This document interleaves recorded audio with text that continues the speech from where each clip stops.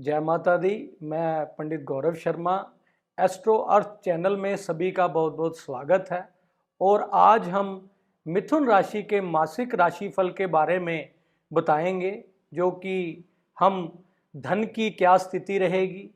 Marriage life में किस प्रकार से फल मिलेंगे, और विदेश यात्रा से किस प्रकार का संबंध होगा, या हमारे प्रोफेशनली हमारी जॉब बिजनेस में किस प्रकार की स्थिति होगी, और लव रिलेशन में हमें किस प्रकार से इस मास में प्राप्ति होगी। और सबसे पहले मैं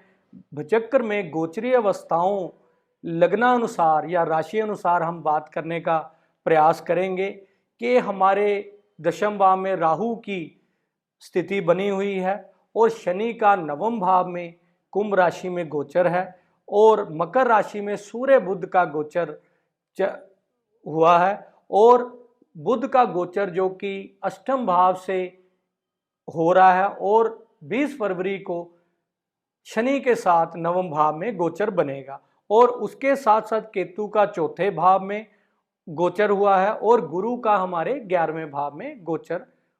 बना हुआ है। इस प्रकार से ग्रहों की स्थिति अनुसार हमारे मिथुन राशि हम इस मास की अगर हम कहें तो बहुत ही भाग्यशाली राशि में से एक होगा। सर्वप्रथम हम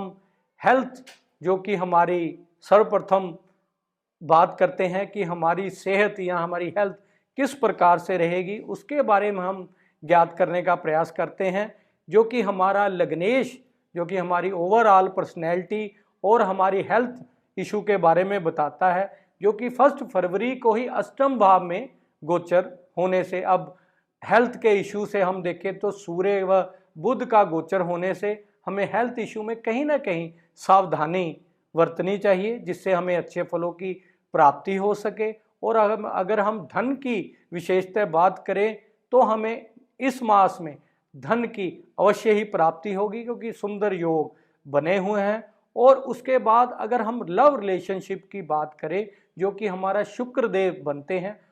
इस मास में शुक्र की बहुत सुंदर स्थिति होने से लव रिलेशनशिप में हमें कहीं ना कहीं उत्तम स्थिति अवश्य ही प्राप्त होगी, जो कि मंगल व शुक्र की सुंदर स्थिति बनी हुई है। इसके बाद हमें अगर मैरिज के पर्सपेक्टिव से बात करनी हो तो अनमैरिड जो भी इस मास में हो तो हो सकता है कि उनका कहीं ना कहीं रिश्ते की बात अवश्य ही बने, क्योंकि गोचरीय अवस्था इस प्रकार से बनी हुई है। चाहे वह गुरु का 7वें भाव में बहुत शुभ दृष्टि से देखने से हमें मैरिज के बहुत अच्छे फल प्राप्त हो सकते हैं, और मैरिज में भी कहीं ना कहीं रुकावट के योग बने हुए वह अवश्य ही दूर हो सकेंगे। और अब हम अगर बात करें मिथुन लग्न वालों के लिए विदेश यात्रा के लिए क्या स्थिति बनी हुई है,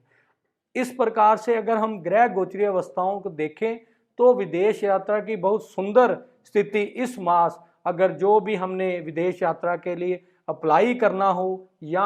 पिछले कई वर्षों से हमें विदेश के कार्य में रुकावट के भी योग बनने से हमें आगे जो भी हो वह इस मास में अवश्य ही हमें अच्छे फलों की प्राप्ति हो सकेगी। और प्रोफेशनली अगर हम मिथुन राशि के लिए देखें तो निश्चित ही हमें प्रोफेशन में कहीं ना कहीं चेंजेस के योग, कुछ ना कुछ ग्रह गोचरों के अवस्था के अनुसार हमें प्रोफेशन में चेंज के योग, जॉब में चेंज, बिजनेस में कहीं ना कहीं अच्छी प्राप्ति होने के भी सुंदर मिथुन राशि के योग बने हुए हैं। और इच्छा प्राप्ति के लिए बहुत सुंदर योग मिथुन राशि के लिए हमें कोई भी हमारी इच्छा पूर्ति हमारे किसी भी काम में हो वह अवश्य ही हमें अवार्ड, किसी भी कार्य में हमारे प्रोफेशनली अगर हमने देखना हो, जॉब में प्रोफेशन हमने आगे प्रोफेशन में भी अगर कोई तरक्की की बात हो तो इस मास में अवश्य ही योग बने हुए हैं। और अगर आगे हमने जैसे सभी पर्सपेक्टिव से मिथुन राशि के लिए इस मास में बहुत सुंदर योगा योग बने हुए हैं, और अब हम हमारे ग्रह गोचरीय अवस्थाओं के अनुसार उपाय बताने का प्रयास करते हैं। इसलिए हमने सर्वप्रथम लग्नेश का उपाय हमें किसी भी अवस्था में करना चाहिए, क्योंकि लग्नेश किसी भी वर्ष या मास में हम जब भी कोई उपाय करते हैं, क्योंकि लग्नेश हमारा कर्ता होता है, किसी भी कार्य को संपन्नता के लिए लग्नेश की उत्तम स्थिति का या उनका शुभ होना अति आवश्यक है। इस प्रकार से हमें बुध का उपाय, जो कि भगवान विष्णु के मंदिर में हमें बुधवार वाले दिन अवश्य ही जाना चाहिए, और सप्ताह में एक बार विष्णु सहस्त्र नाम का पाठ अगर हम करें तो निश्चित ही हमें बहुत शुभ फलों की प्राप्ति होगी। और शनि का उपाय इस मास में हमें अवश्य ही करना चाहिए, क्योंकि उनकी नवम भाव से गोचर होने से हमने भाग्य में कहीं ना कहीं देरी से योग बनने से हमें शनि मंदिर में जाना और शनि मंदिर में ओम नमः शिवाय का जप 101 108 बार अवश्य करें, तो हमें निश्चित ही अच्छे फलों की प्राप्ति होगी। जय माता दी।